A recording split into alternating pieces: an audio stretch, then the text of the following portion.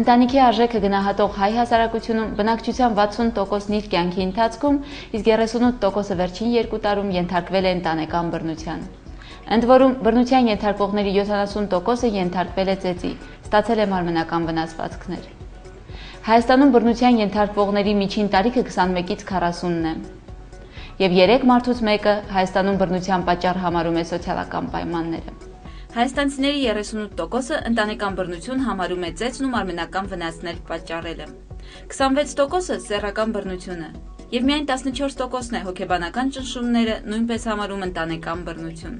Չնայած Հայաստանում հիմնականում ընտանեկան բռնության ենթարկվողները կանայք են, այնուամենայնիվ հարցված տղամարդկանց 12%-ը նույնպես ենթարկվել է բռնության։ Եթե կանանց բռնության ենթարկողները մեծամասամբ ամուսիններն են, ապա տղամարդկանց պարագայում հայրերը։ Ուշագրավ է, որ կանանց 13%-ը բռնության է ենթարկվել ամուսնու ծնողների կողմից։ Բռնության զոհ դառնալուց հետո 3 հայաստանցուց մեկն է լքել տունը։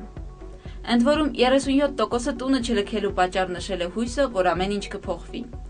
29%-ը վախը մարդկանց վատ արձագանքներից,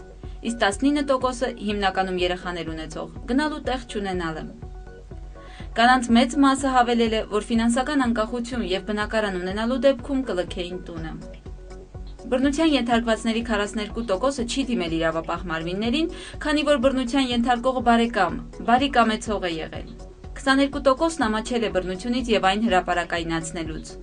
իսկ 7%-ը չի վստահել իրավապահ մարմիններին։